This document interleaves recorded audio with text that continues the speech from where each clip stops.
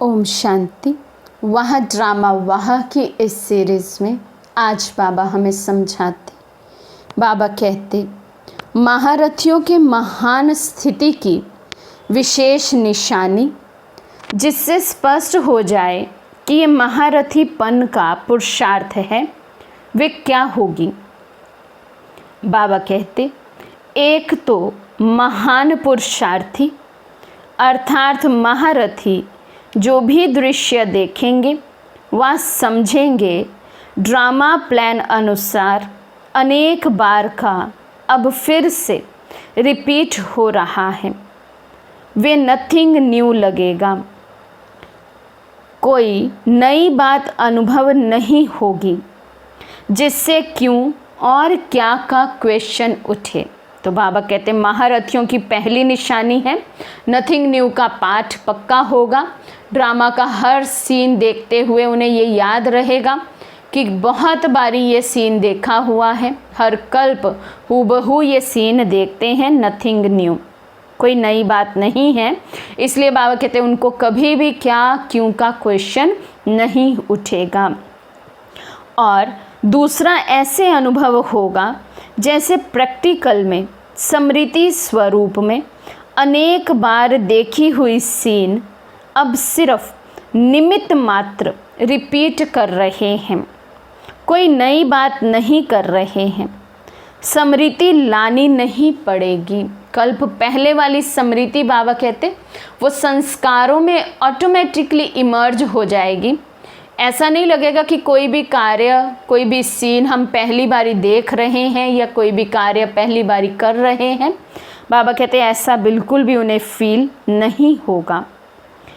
कल्प पहले जो हुआ था वही अब हो रहा है, लेकिन जैसे एक सेकंड की बीती हुई बात बहुत स्पष्ट रूप से स्मृति में रहती है, वैसे वे कल्प पहले की बीती हुई सीन ऐसे ही स्मृति में होगी जैसे कि एक सेकंड पहले बीती हुई सीन स्मृति में रहती है। क्योंकि एक साक्षीपन दूसरा त्रिकालदर्शी, ये दोनों स्टेज महारथियों की होने के कारण कल्प पहले की स्मृति बिल्कुल फ्रेश व ताजी रहेगी। तो दो स्थिति की बाबा बात कर रहे हैं, एक साक्षीपन और दूसरा त्रिकालदर्शी। बाबा कहते जब इन दोनों स्टेजेस का अभ्यास हो जाता है, इन दोनों स्टेजेस में आत्मा स्थित हो जाती है, वे महारथी के पुरुषार्थ वाली आत्मा होती है। दूसरा उनको ऐसे स्मृति फ्रेश रहती है कल्प पहले वाली भी, जैसे कल की ही बात हो। इसलिए नथिंग न्यू। और दूसरा क्या होगा, कोई भी कितनी भी विकराल रूप की परिस्थिति हो या बड़े रूप की समस्या हो, लेकिन अपनी स्टेज ऊंची होने के कारण वे बिल्कुल छोटी लगेगी। बड़ी बात अनुभव नहीं होगी और ना विकराल अनुभव होगी। जैसे ऊंची पहाड़ी पर खड़े होकर नीचे की कोई भी चीज़ को देखो तो बड़ी चीज़ भी छोटी नज़र आती है ना। बड़े से बड़ा कारखाना भी एक मॉडल रूप सा दिखाई पड़ता है। इसी रीति महारथी के महान पुरुषार्थ के सामने उसे कोई भी बड़ी बात अनुभव नहीं होगी। तो महावीर अर्थात महारथी के महान पुरुषार्थ की ये दो निशानियां हैं। दूसरे शब्दों में कहा जाता है सूली से कांटा अनुभव होंगी।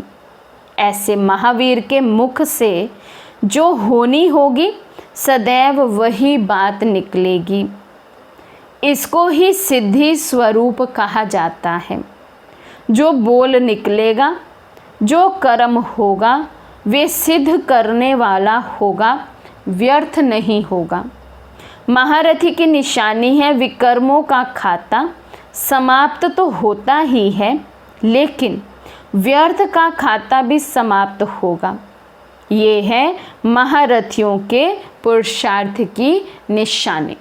तो आज हम इन निशानियों के साथ अपने पुरुषार्थ को मैच करें कि हमारा पुरुषार्थ किस लेवल का है। क्या वो महारथी का पुरुषार्थ है घोड़सवार का पुरुषार्थ है या प्यादे का पुरुषार्थ है। तो किस लेवल का हमारा ये पुरुषार्थ अभी चल रहा है और किस लेवल का होना चाहिए, चेक करके उसे चेंज करने की शक्ति हम बाबा से लेते रहें। अच्छा, ओम शांति।